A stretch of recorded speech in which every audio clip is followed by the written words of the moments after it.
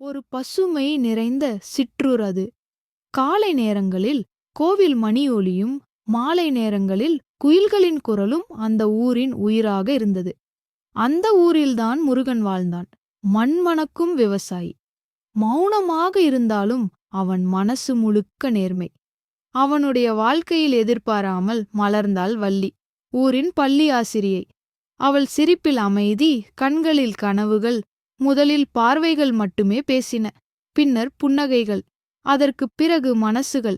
வயல்வெளிக்கரையில் நின்ற முருகன் பள்ளிக்குச் செல்லும் வள்ளியைப் பார்க்கும் அந்த சில வினாடிகளில்தான் ஒரு வாழ்நாள் காதல் மெதுவாக உருவானது.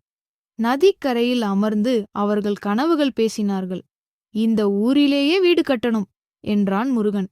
அங்கே குழந்தைகள் ஓடணும் என்றாள் வள்ளி.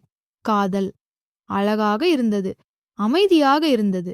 ஆனால் வாழ்க்கை எப்போதும் அமைதியாக இருப்பதில்லை.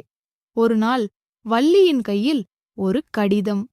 நகரத்திலிருந்து வந்த வேலை, மாற்ற ஆணை, பெரிய பள்ளி, பெரிய வாய்ப்பு. அவள் கனவுகளுக்கான ஒரு திறந்த கதவு. முருகன் போகாதே என்று சொல்லவில்லை.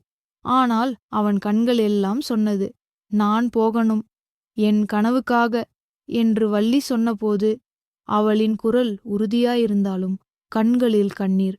நான் உன் கனவுக்கு தடையா இருக்க மாட்டேன் என்று சொன்னான் முருகன். அந்த வார்த்தைக்குள் ஒரு காதல் தன்னை தானே தியாகம் செய்தது. கடைசி நாள் பஸ்.